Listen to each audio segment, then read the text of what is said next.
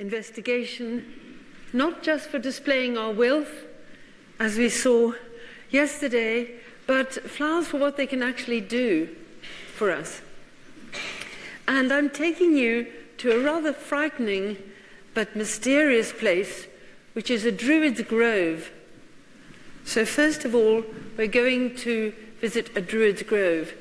Druids and the oaks that they worshipped were pretty much exchangeable.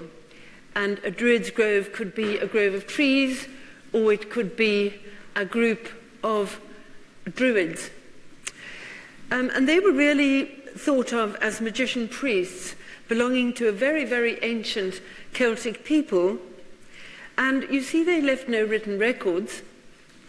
And in fact, everything we know about them is simply from much later sources, such as the Roman source, Pliny the Elder. They intrigue us because they appear to have had a kind of wisdom that we've lost. Sorry, I'm just looking around for my druid friend, who doesn't seem to be here yet. He's probably stuck in a druid grove somewhere called a traffic jam, Cape Town. But if he comes in, I'll have to repeat this.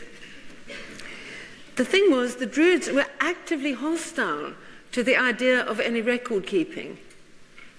They didn't want to keep any records. And you see, as they worshipped the oak tree, so they also worshipped the mistletoe that grew on the oak tree, and they cut it on only one night, which was the 6th night of the moon. It had to be cut with a golden sickle, and it was only sought when somebody had a vision and told them that they had to go and seek the mistletoe. They believed it had very great healing properties. One of the reasons they worshipped the oak tree was because the oak produced, or seemed to produce, the mistletoe, from which so many wonderful cures came. In the 19th century, they had a little bit of a revival, as one can imagine, because there was, in the 19th century, during the Industrial Revolution, a great flight from modernism. And so all the stories about the mistletoe coalesce in Victorian engravings and so on. The Greeks, you see, and much earlier people, thought that the mistletoe had mystical powers, and that down through the centuries it became associated with very many folkloric customs. The Druids believed that mistletoe protected the possessor from all evil, and they also effected really wonderful physical cures with mistletoe. In the 19th century engravings, you see the Druid, as he's imagined, with his sickle, carrying the mistletoe very sacredly, with Stonehenge in the background. So it was not allowed to touch the ground. It would be cut with the golden sickle, carefully separated from the oak bark, and then lowered gently down into a cloth. And it had very many names, but as you can see from the first name, All Heal, there really was a sense that mistletoe cured absolutely everything. Another engraving shows this action actually happening. The Druids revered the oak tree and the mistletoe that grew on it, according to Pliny, as I've just mentioned.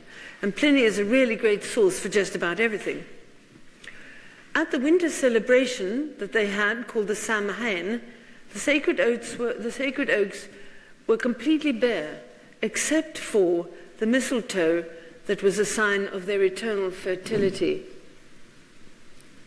The Celts would place mistletoe above their doors, and its sacred nature prohibited fighting beneath it. Probably from that tradition we get the idea that mistletoe is hung up on Christmas, around Christmas time.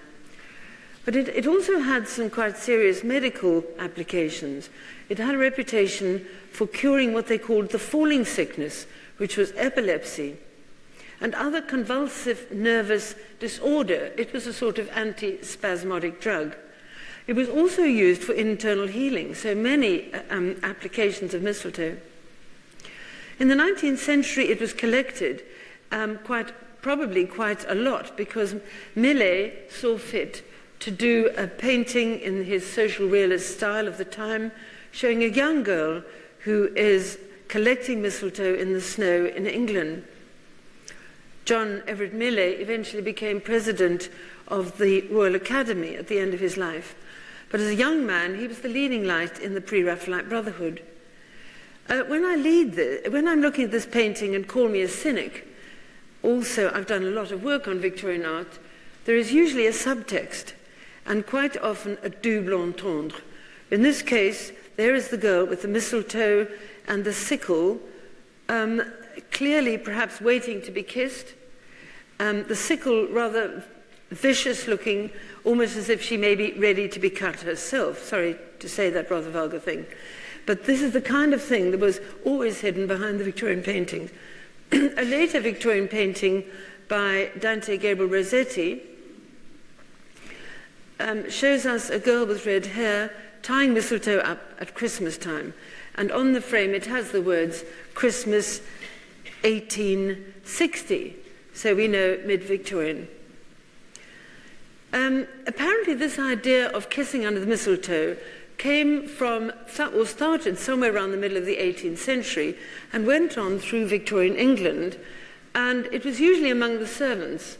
Obviously you wouldn't kiss a lady in public anywhere in the 18th century or in Victorian England. So this painting again has the slight suggestion that she's a farmer's daughter. She's looking at you saying, okay, well, why not? And the red hair, of course, is absolutely de rigueur for any work by any of those pre-Raphaelite brothers. Dante Gabriel Rossetti, I showed you yesterday his wonderful work, Ophelia. So we go on now to another plant, which we all have in our gardens, and I personally don't like, but we have ivy, and we often have variegated ivy. And this is a very, very ancient plant. Here we see a beautiful wreath made of gold with not only the ivy leaves but also the berries, suggesting that this wreath might have been worn by someone at the festival of Dionysus. In Athens, every year they had the Dionysia, which was a 3-day festival of drama. Every day of drama included 3 tragedies, followed by a comedy. The understanding was that after 3 very heavy tragedies, you were so broken, you needed to be rebuilt before you could be released back into the agora. And, I mean, they had tremendous intellectual stamina to go through 3 great tragedies by Aeschylus in one day. So the ivy then is all part of the celebration of Dionysus, which was not only the men's drinking parties called the symposia or the dramatic festival, but also the monadic rites. And so we can look now and see that an image of Dionysus himself, this is on a red figure vase by the Cleofrades painter. And it shows Dionysus with his animal skin around his neck. Sometimes that is a panther skin. Pan, ther are 2 Greek words, pan meaning all and ther meaning wild. All wild is the panther, you see. And then he's holding fronds of ivy in his hand. Around his head he has a wreath of ivy leaves, and in his hand he has a magnificent drinking cup, which you might like to make note of as a good Christmas present for your husband. It's called a cantharos, and it probably holds about a litre of wine. So the point is, you have to be either a god or a hero to drink from it. So by implication, if you give it to your husband, you would be implying that he is in fact both a god and a hero. So Dionysus is a very dangerous god. He is a god that comes, he is an alien god, he comes from the east, he encourages the other, and here you see him, one of his maenads. So he is sometimes called Dionysos Eleutherios. Eleutheria means freedom. He is the liberator. He is the god of wine, of music, of ecstatic dance, and of a complete lack of self-control, if I put it that way. He frees his followers from all self-consciousness.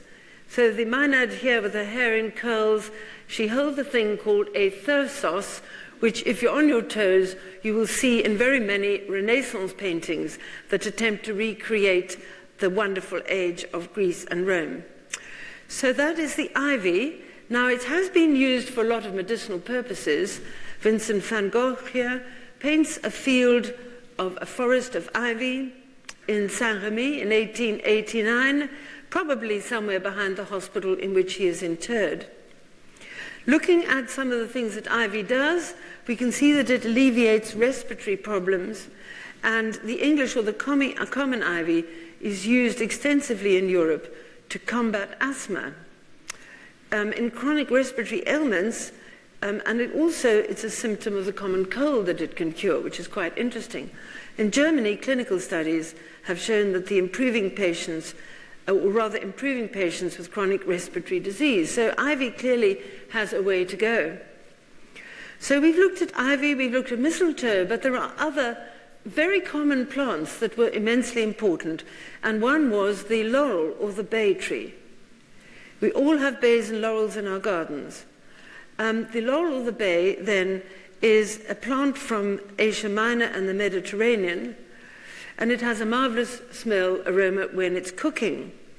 And you crush it up and put one leaf in your stew. But it has a very ancient history because it is the sacred plant of the Apollo, the sun god. And call me besotted, but I think it's one of the most amazing survivals of the ancient world. This is an ivory face of the god Apollo from the 6th century BC. It's already 100 years old by the mid-century BC. And it was burnt in a fire, so it's burnt ivory. It has an incredibly compelling expression because, you see, Apollo is the god of prophecy. He sees into the future. He's also the god of music, which is a miracle in itself. He's the god of order and of beauty, and he is the far shooter.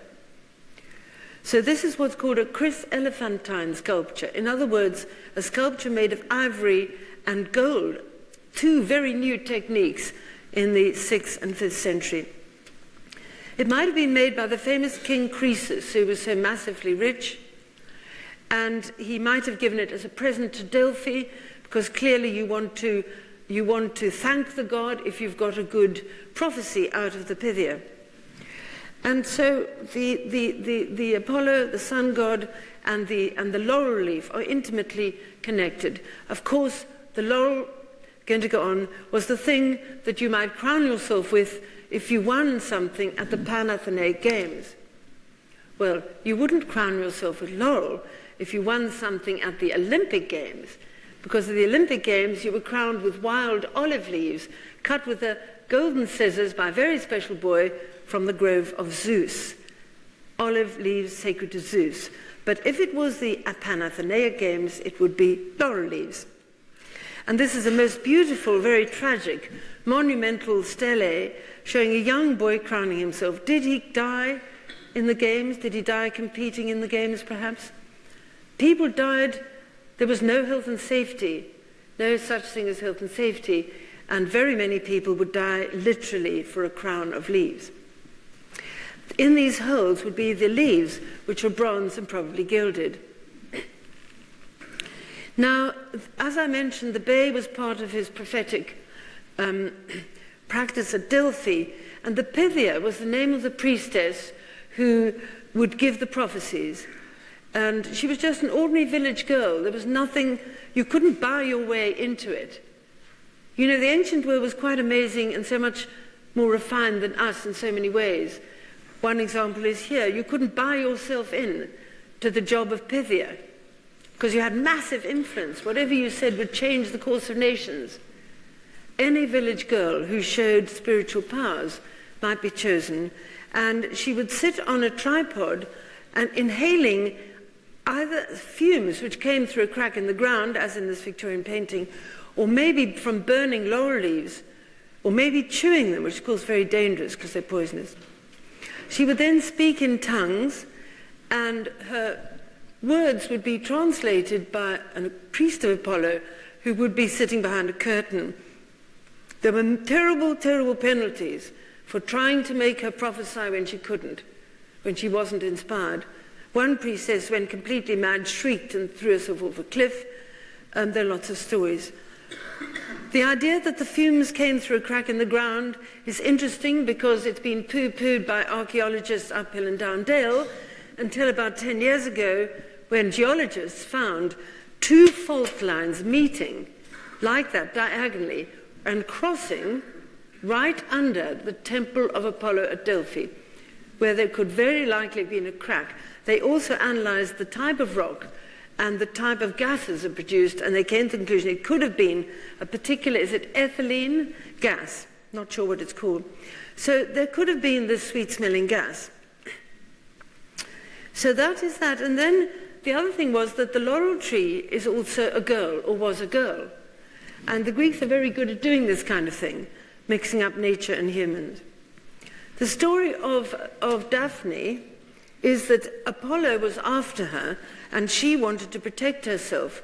So she called to her father, who was a river god, "Please, Pentheus, open the earth to enclose me, or change my form, which has brought me into danger. Let me be free of this man from this moment forward." And as Pentheus answered her plea, a heavy numbness seized her limbs. Her soft breasts are surrounded by thin bark. Her hair changes into foliage. Her forearms change into branches. Her foot, just now swift, now clings to the sluggish earth.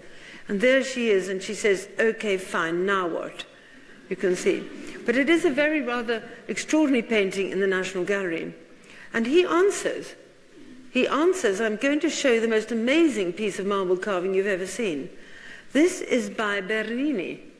This is by Gian Lorenzo Bernini in the High Renaissance." And Apollo answers, "Always my hair will have you, my lyres will have you, my quivers will have you, laurel tree." Look at that, carved out of marble. Marble is stone and it's hard. So an amazing piece of carving by Bernini. It was very much a subject of many paintings, and just to show you a couple, this is Daphne turning into a laurel tree, as painted by Tiepolo, who was the greatest painter, most people say, of the 18th century, the Venetian painter Tiepolo. All this movements forward and back, typical of the 18th century. So now we think also that Apollo was very sad that he didn't quite make it. And so what he did was he made himself a wreath of laurel leaves from the tree that she became. Doesn't that make perfect sense? And there is the gold wreath. Now that is the wreath that people in Athens would have worn also at parties.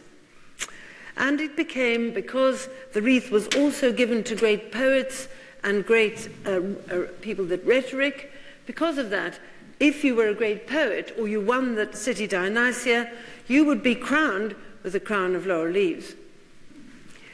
Now there are health benefits. Sorry about the grossness of this slide. I just thought I'd put it in for all the doctors in the audience, the sort of things that health can do. Bay leaves. They're very good for hair. They can alleviate respiratory conditions.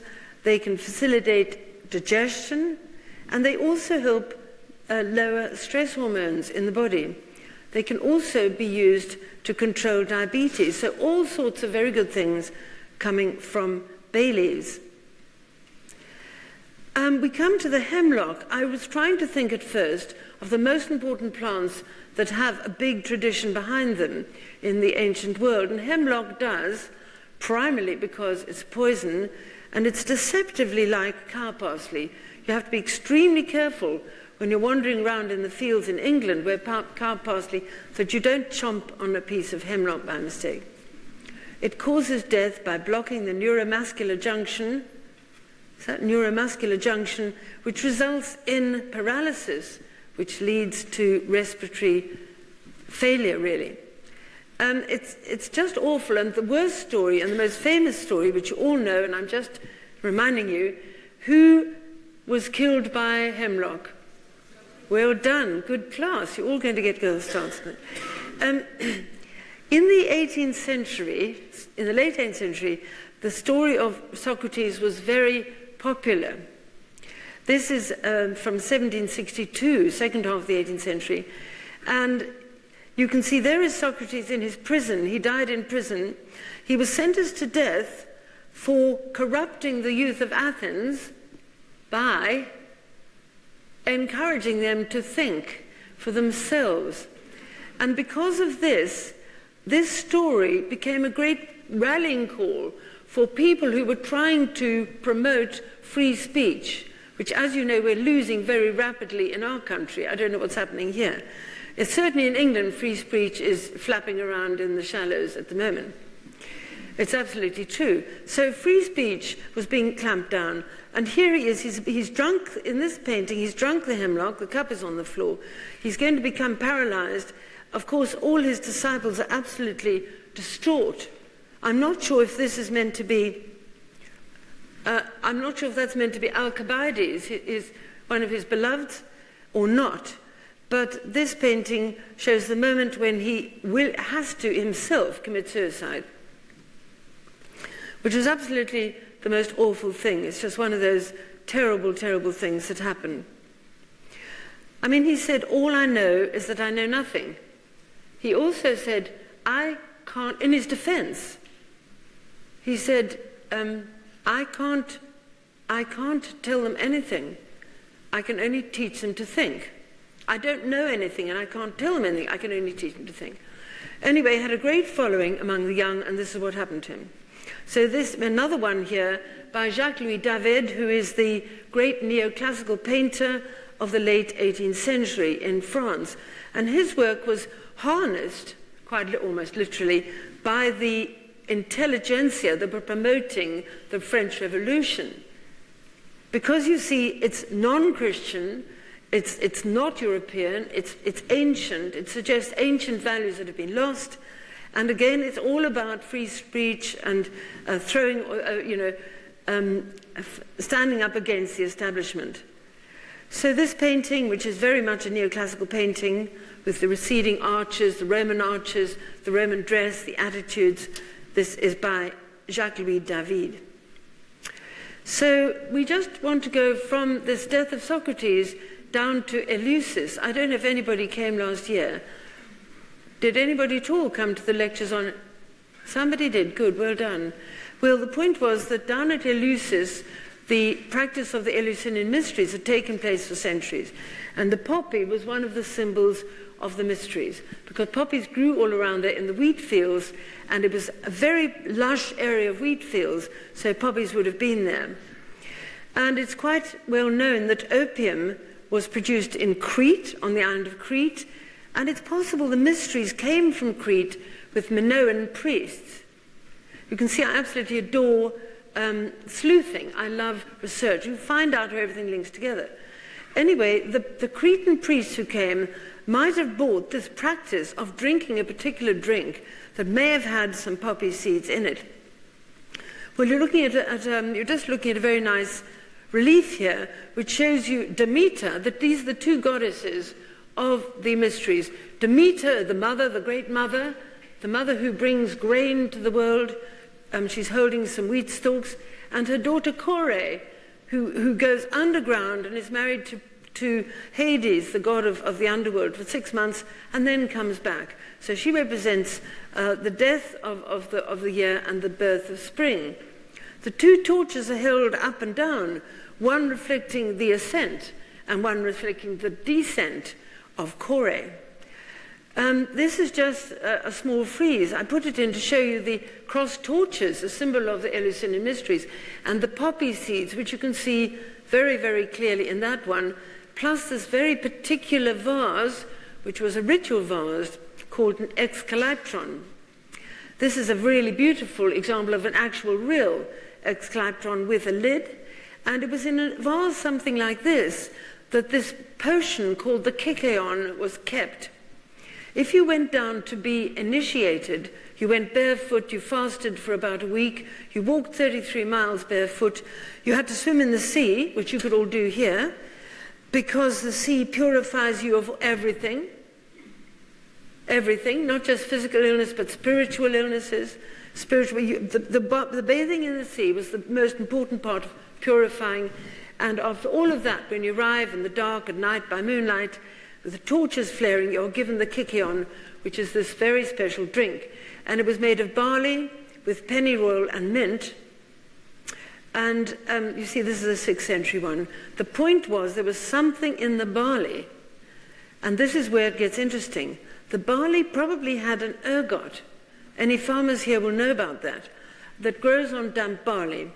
There was so much barley, there's so much grain growing around those fields, and it was damp, low-lying.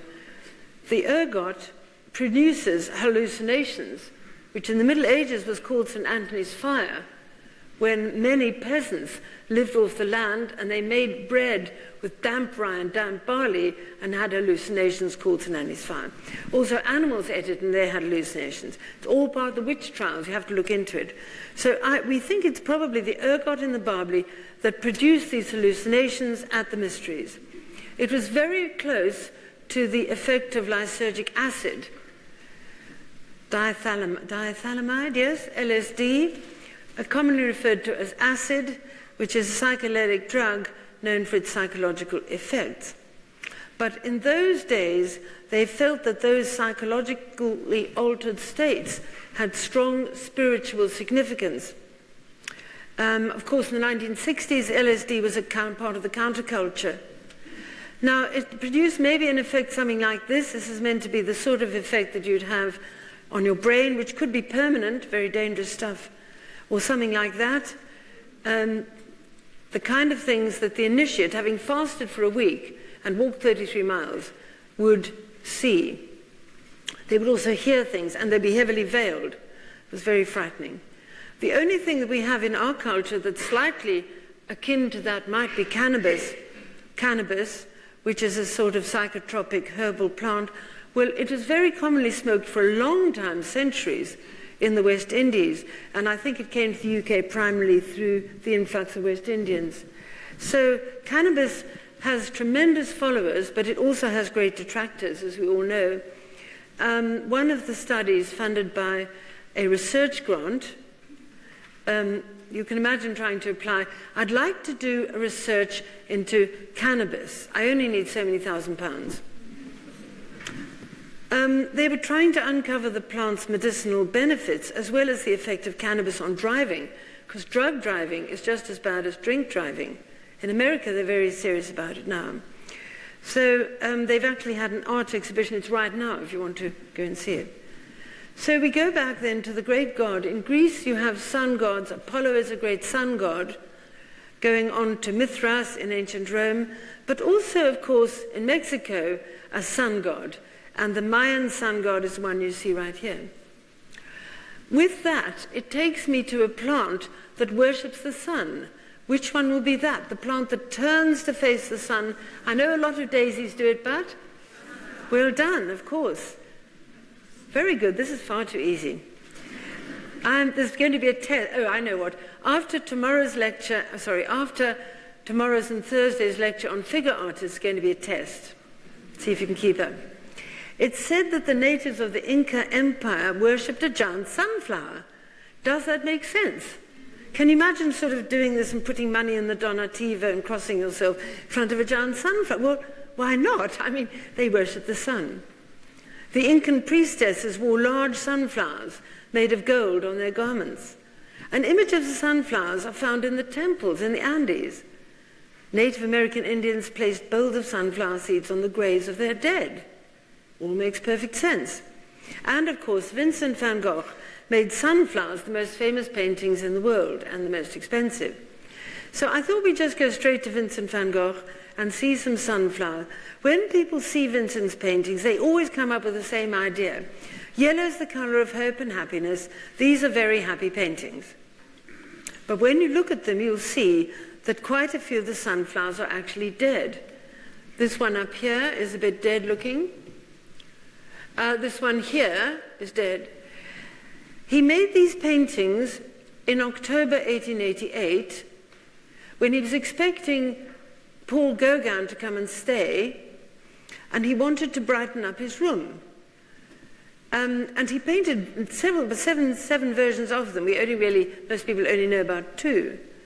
And when you look at it, to make a painting that's entirely yellow, it's kind of amazing, really. When you look at this flower up here, the petals look like blades of metal. You can imagine that spinning on the end of a Black & Decker, can't you? Well, can you see that, just for 1 minute, can you see that sunflower there? And see how that shape, those shapes, influence Pablo Picasso? Yes, you can, you know, think of Pablo Picasso's drawings, so often have those bladed shapes. I think it's quite sweet that he signs himself Vincent, like a baby. You know, you do feel like saying, grow up. He's down there in the yellow house. He had it painted yellow, it wasn't yellow originally. And he is making these paintings for his friend Gogh. So during the 7 weeks that they were together, Van Gogh and Gogh made 40 acknowledged masterworks with a combined value of $1,000 million. $1,000 million for 40 artworks when both of them had no money at all. Van Gogh used to write to his brother Theo for money, and he divided up, you know, 3 francs for food, 2 francs for drinks, 5 francs for hygienic purposes, which was probably the brothel. Gogh actually didn't bother that. He just told Theo he needed money. So Theo paid for everything. He paid for the trains. He paid Gogh to go and look after or stay with Van Gogh. Of course, it didn't work. Another one here, it's just because he talked about the yellow burning on the canvas. That should have alerted somebody to the fact that something was wrong in his brain. This is a wonderful one as well, amazing one. And I think seeing the back there really brings it to. The point was that all these paints he was using were very toxic. When he was in Holland, he used browns and colors, and they're not toxic, but he was using yellows and chromes, and the whites were lead whites, and the blue were cobalt, and they were all very, very, very toxic. More to the point, he also had some form of illness. He also, in addition to those 2 things, he spent a lot of time at the station bar, which stayed open all night. And it was just round the corner here. So the yellow house, well, of course, maybe he painted the house yellow, but he didn't paint the entire block yellow, and he didn't paint the road yellow and the snow yellow. He's writing to Theo under a sulfur sun and under a pure cobalt sky. It's fantastic, these yellow houses in the sun. All the ground is yellow too. I'll soon send you a better drawing of it. The house on the left is yellow with green shutters. Well, it wasn't yellow, but he was seeing yellow. And the reason was very, very simple. He was being treated with digitalis. So this is the Dr. Ray, a young French intern, very keen on the up and up, diagnosed temporal lobe epilepsy, for which digitalis was the treatment. He made a portrait of Dr. Ray looking like a Chinaman. Actually, the parents were none too charmed, and they used it to patch a hole in the chicken coop for a long time. Well, I don't think it really looks like Dr. Ray, but Dr. Ray used digitalis because that was the thing. Foxgloves were used as a source of the drug, which was poisonous in overdose, and every part of the plant is toxic. So the drug was used in the treatment of epilepsy in the 19th century. So it can also cause visual abnormalities, such as having an unnatural color vision. That's called chromatopsia. But in the case of foxgloves, that comes out as yellow. Xanthotropsia, xanthos, yellow in Greek. So you see he was being treated with digitalis. He was drinking absinthe, which also produces yellow vision, and he was painting with toxic paints. When he went up to Oudenaarde, he was looked after by a homeopathic doctor called Dr. Paul Gachet. And Dr. Paul Gachet lived in a very nice house at Oudenaarde, and he was a painter as well. But more than that, he was a sort of human being. And Vincent was a very sensitive and very difficult person. Over the time that he'd been in hospital, which was a year exactly, from May to May the 16th, 1889 to May the 16th, 1890, he got better, actually. He only had 4 major episodes, each time after being allowed out, where he went straight back to art at the station bar. But here is Dr. Gachet, and you see he's holding a foxglove. Do you see it? So Dr. Gachet lived at Oudenaarde, and when Vincent went back to Paris, everybody thought, or rather Theo and Pizarro and his friends thought, it's better to get him out of Paris, people are going to talk. Massive stigma attached to mental illness, or everybody knew he'd been in an asylum for a year, And Theo had hidden most of his paintings, which are about 300 of them, under the bed and above the cupboard, and anywhere except in his modern art gallery. In the garden of Dr. Gachet's garden at Auvers, there was an aloe, a yucca plant. I've put this in because we all have yuccas, or we have a lot of yuccas down here, but the point is they are very amazing healing plants. And it's quite likely that Dr. Gachet knew about the healing properties of aloes. We have very many aloes in South Africa, and there was so much about aloes, I couldn't put anything on, I didn't know what to preference, what to privilege. There's so much that aloes do, it's unbelievable. So the Mojave Desert Indians have always used aloes for healing, for lots and lots of different things, and they call it the healing plant of the desert. They're very rich in vitamin A, C, and B, iron, calcium, potassium, phosphorus, manganese, and copper.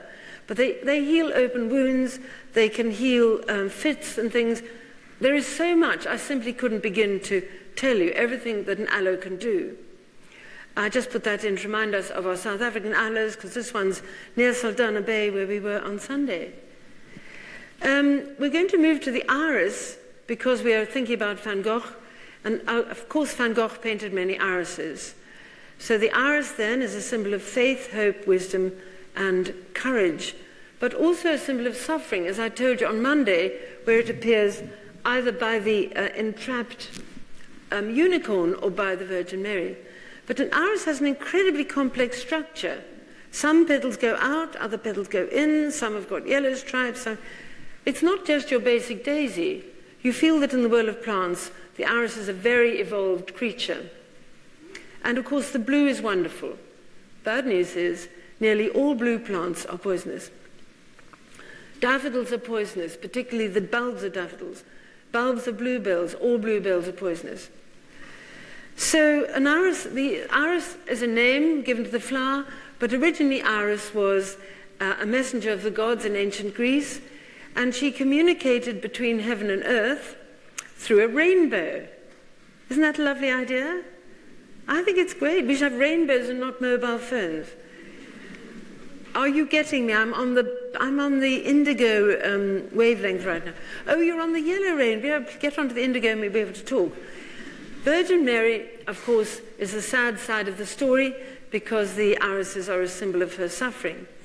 So there is lovely Iris, the goddess of light, and in Homeric poems, light was personified by her, and she was a messenger of the gods. She carried messages all around Olympus, from God to God and from gods to man.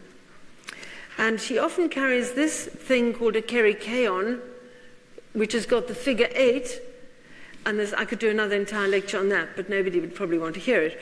So the point is she carries that because that's a messenger's staff, plus an oinoikoi with nectar, in case she meets anybody who's had a fall or anything, or needs a bit of perking up.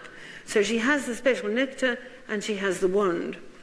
And here she is with a beautiful straight back, giving some nectar to the god Poseidon on Mount Olympus, probably before giving him good news, or perhaps bad news, I don't know. So this again is a 5th century Athenian painter called the Aegithus painter. They're amazing because these things are all painted on curved surfaces with one stroke of the brush, and they're very, very fine. Most of these painters were slaves or metics. So we come to Van Gogh's irises, and I like this because of the energy of the strokes. We know that this technique, we see it in many of his paintings, but in this painting, they all seem to come from the central base here. They come from here, it's like sparks going up, and the energy of all those brushstrokes gives the whole thing a sort of shimmer. I think it's lovely, I really like it a lot. So one iris open, and the others are all still in bud. The more famous one are these ones, the iris in the jug, which he made in the spring of 1890 when he was in the asylum, because the irises came out then. He's still painting with a lot of yellow, but as he stays in the asylum, the yellow dies down, interestingly, because he's not going to the station bar, and he begins to get better. So it's typical of a man, isn't it, to do a bunch of irises and have one of them all flopping down. If it was me, I would definitely push that one back. I know I would have. I just can see myself doing it. But he didn't do that. He's Van Gogh, you know. I mean, he will paint a vase of yellow flowers and stick one red rose in the front, which doesn't fit. Typical. This is one of his most famous paintings because it takes on the current or the flatness of a Japanese woodblock print, doesn't it? And for some reason, again, he's put one white iris, but the iris is really at the point of the diagonal. You're led up all these blades right to the white iris there, and then you burst into all these yellow daisies at the back. And he's used, you know that he's very, very fond of viridian, because mixing viridian and white he's used for all the leaves, and very often he makes his skies viridian. You know, you wonder why Van Gogh has green skies. It's always viridian and white. So this was lovely. It was bought by Alan Bond, the Australian magnate, but then he couldn't pay for it because it was millions and billions. So finally the J. Paul Getty Museum bought it, which is where it is now, California. But it's it's very, very Chinese, this painting. I put this in because this is what we all need to hear. Van Gogh writing to his mother. But for one's health, as you say, it's very necessary to work in the garden and see the flowers growing. Van Gogh wrote to his mother just before leaving the asylum in Saint-Rémy, where he'd spent exactly a year recovering. Gone are the yellow swirls. Gone is the anxiety. He is peaceful. He is well. I'm going to show you two paintings you simply won't believe are by him. You'll notice the style, but you won't. For one's health, it's necessary to work in the garden and see the flowers growing. We're all going to go away with this thought in our minds for the rest of the year, right? Look at this, how beautiful and peaceful and calm. It's wonderful. There's no directional, sort of tremendous directional thrust as there was in the other. There's no, I'll just go back. Let me just show you the difference. So look at the brushwork here. Look at the agitation. This is May 1889, 1 year later. And look at look at all this, the movement. But look at this, how peaceful. And originally the background was pale pink. But the particular paint, one of the lakes, they're called, L-A-K-E, has faded. So now we've got this very washed out back. It was originally pink, pale pink and blue. And he painted that in May, literally days before he left. In fact, it was wet when he left, so he left it behind. This painting and the next one, I'm going to show you. He says, now I'm feeling much calmer than last year, and really the restlessness in my heart has quieted down. He saw all blossoming plants as celebrations of birth and renewal, as full of life, according to the National Gallery, Washington. This painting again, look at it, no yellow, no swirls, no jagged brushwork, no sharp points, no strong diagonals. It is a celebration of life and renewal. And this painting was also wet when he had to go. He just finished it literally days before in May 1890, and he left them both behind. And they belonged to his mother. They both belonged to his mother. So I think it's wonderful that she had this hopeful thing to keep when within 6 months he was dead, when he went back up north. Well, he loved blossom because he loved the Chinese and the Japanese. And he also painted, because he was in Provence, he painted oleanders. So this is exactly the kind of peachy, apricot-y pink that they are. And anywhere in Provence, and in my house I had, banks and banks of oleanders growing everywhere. My garden, which is about, I don't know, one and a half acres or something, 2 acres. All over the villages there were these oleanders everywhere, falling on the ground, dry leaves everywhere, dry flowers everywhere. And the trouble is they're extremely poisonous. So this painting is quite nice because it's got that strange combo of acid yellow and apricot pink, and it's also very lovely. But that he painted before he had the breakdown, actually. So it can cause staggering, vomiting, diarrhea, irregular heartbeat, dilated pupils, and a coma leading to death.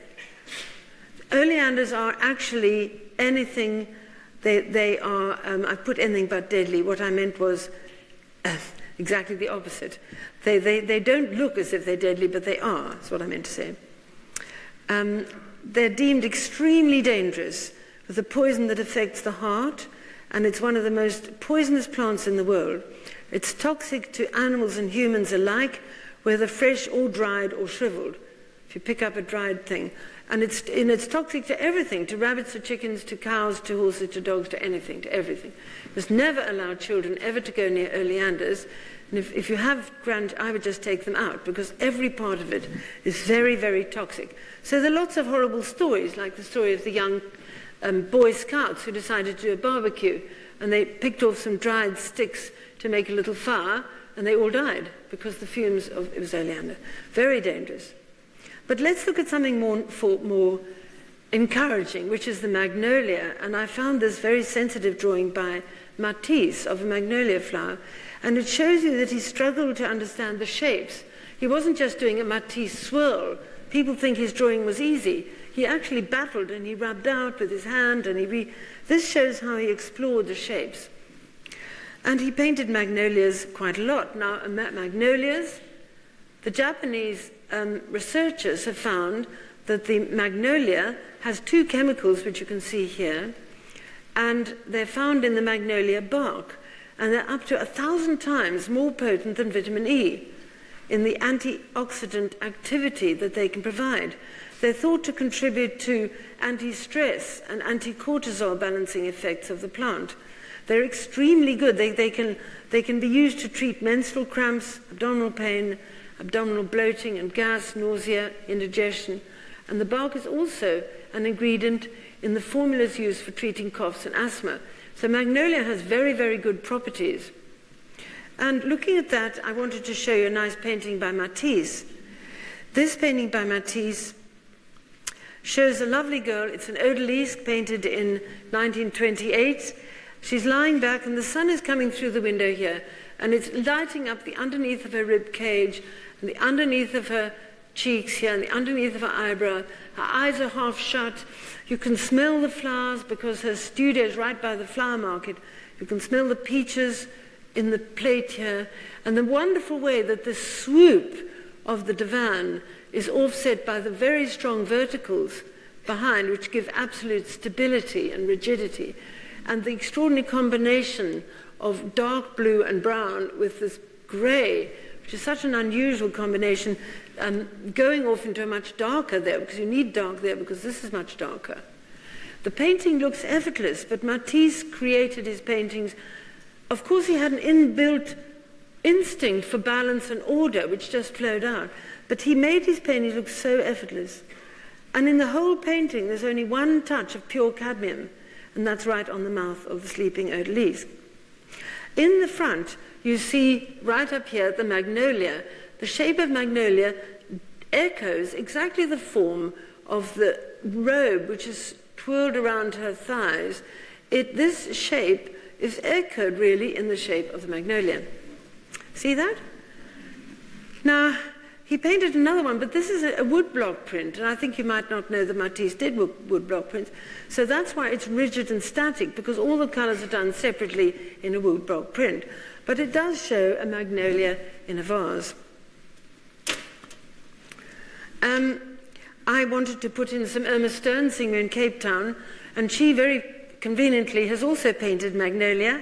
So this is a very nice painting of 3 magnolia with some, I'm not sure if you call those patty pans or pumpkins. They're not quite pumpkins, in the foreground.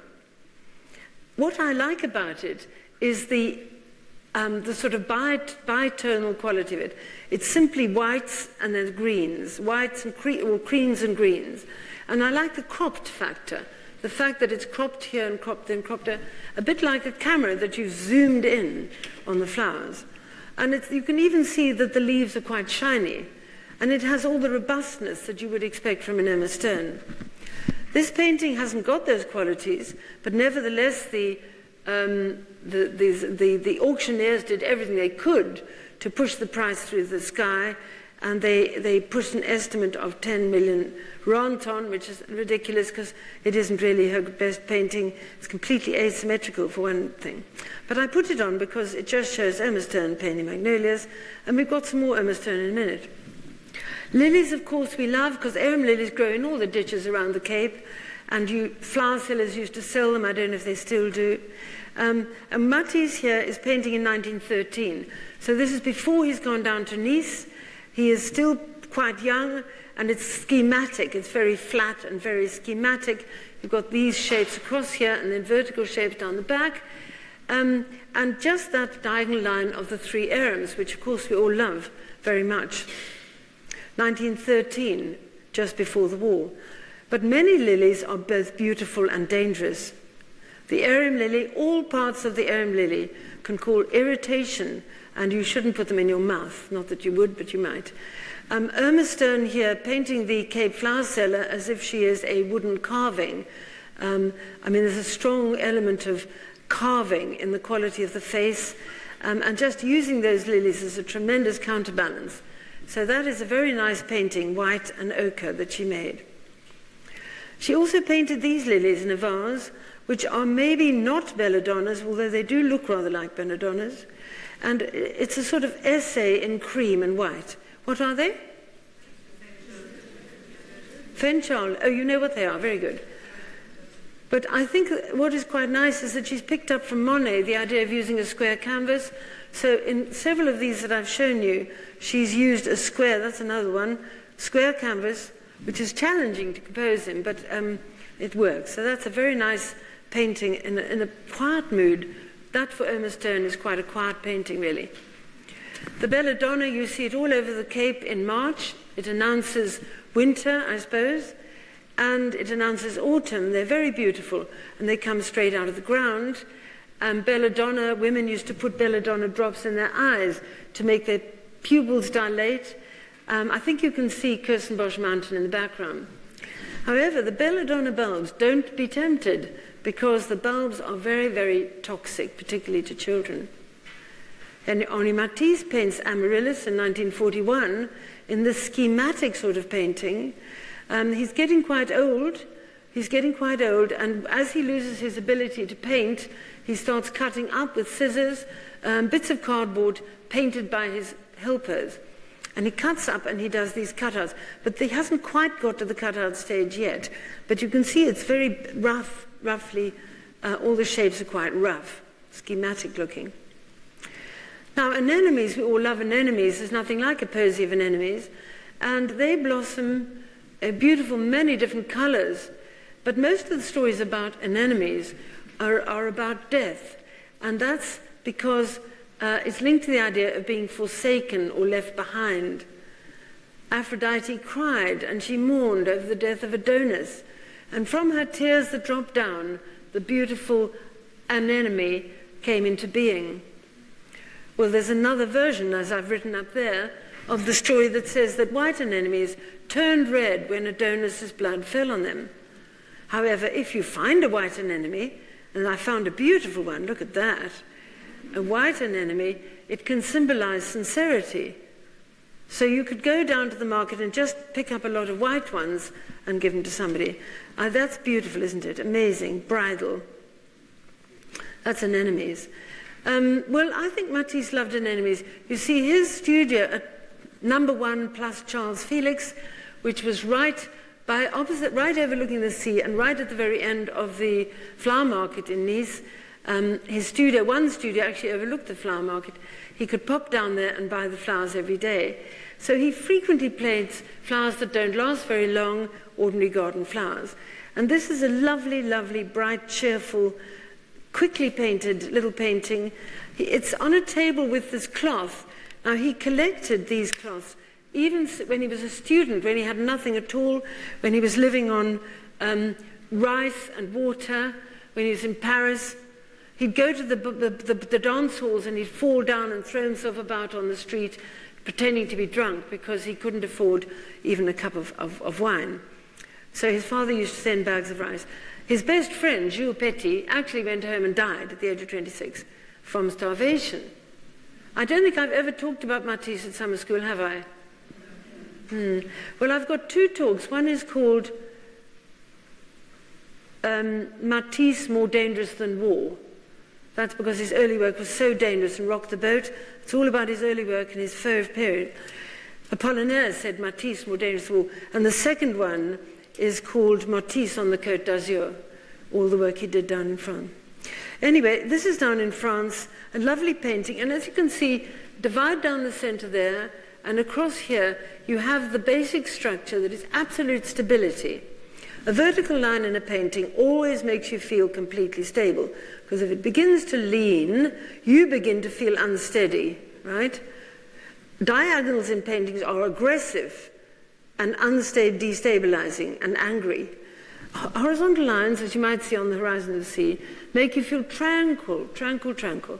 Any painting with lots of horizontals, like classical stairs going up or the sea rolling in, anything with horizontals will make you feel very calm.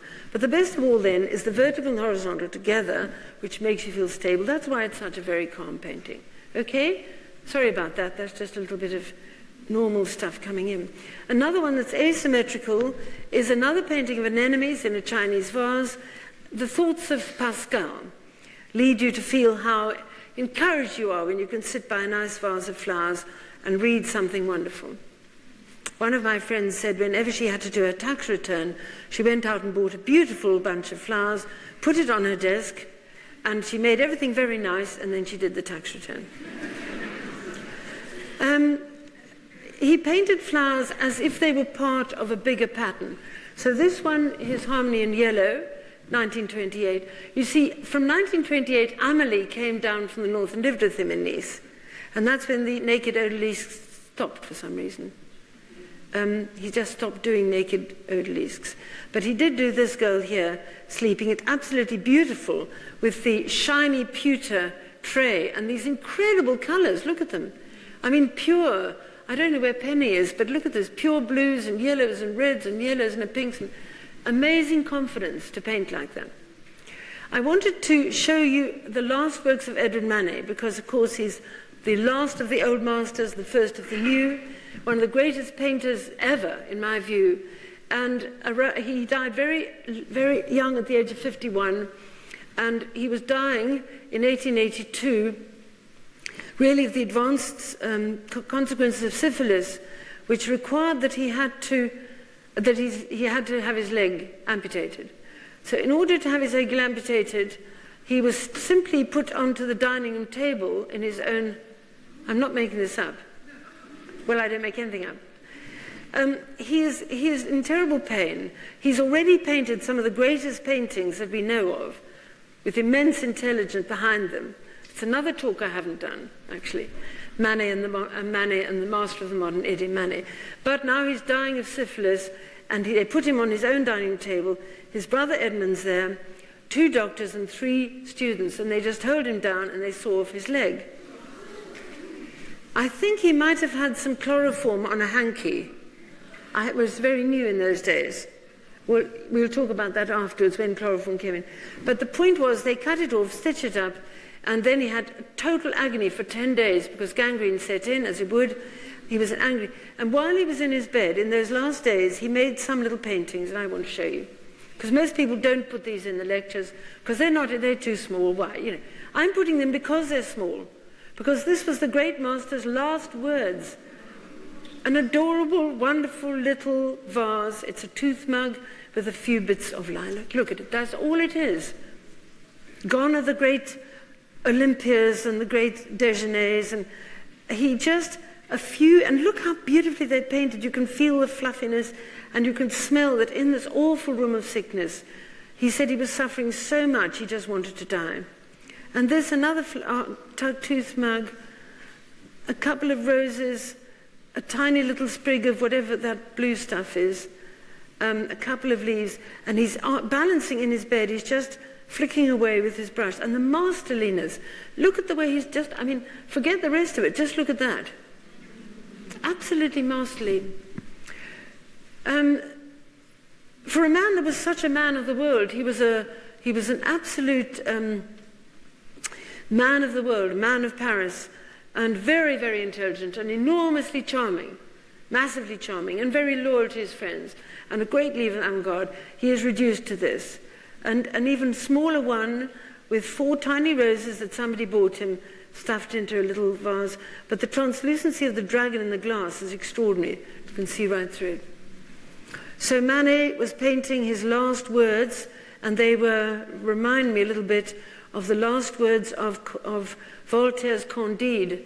So I was thinking about yesterday, Voltaire's book Candide, where Candide is searching for his beloved, Lady Cunegonde. He's searching for El Dorado, where the streets are lined with gold. And he finally finds El Dorado, and the streets are not lined with gold. And he finds his Lady Cunegonde, and she's a complete cow. She's hideous. And he's heartbroken, and he goes to see an old Turk. It's interesting because you see, Voltaire cites the wisdom outside Europe, allows a Turk to present the wisdom. So right outside the whole debate of church and state and everything else. And the old Turk says to him, my boy, just go and dig potatoes in the garden. And that's exactly what Voltaire does. So in a sense, this is Manet, just let me paint a rose. And they get smaller and smaller as he gets towards his last. He's now got a bit of blossom in a little square tooth mug. It's, you know, I just want to go back a minute. Do you mind just me get the exact day? Yes, he died on April the 30th. So we're in April. We're in April 1883 now. And he's just got a few bits of blossom that somebody's bought him. And he probably is not having visitors. And finally, just two tiny, tiny things in a ginger pot. This is almost certainly Edward Manet, the greatest painter of the 19th century's last work. And with that, I wanted us to think what we've experienced in the last 3 days, all the wisdom of flowers, all the language of flowers, the way the church, the way the monks use flowers, the way the ancients use flowers, the way the druids use flowers, the medicine of flowers, and all the amazing things that they give us. And for free. They just grow in abundance everywhere. So I wanted us to think, leave not on that sad note, but on the idea that the eternal beauty of growth is what we see in plants. And Manet made these marvelous drawings, which he had in his studio, which are wonderful. And when you look at that, this drawing actually belonged to somebody, and when she went to hospital, she had it taken to the hospital because she simply couldn't be parted. A simple tree with simple branches, with simple leaves, that's it. That is the story of what growth is all about. So what are flowers for? Flowers are for summer. Your loose jeans, the bright light, the bright colors. Flowers are for extravagance. Go on, buy a big bunch of flowers now. And flowers are for solitude. To have that little cup of coffee and read those poems. Flowers are also for memories. Did you see the memory here of when your child was a child? And flowers are for love, of course. Flowers are for saying goodbye. But every yellow daffodil is for a new beginning. Every yellow daffodil is for a new beginning. The end. Thank you very much.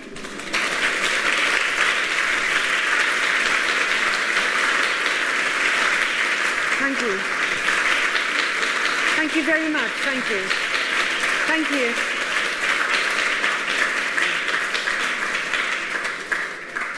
you. May I just say, first of all, thank you for coming.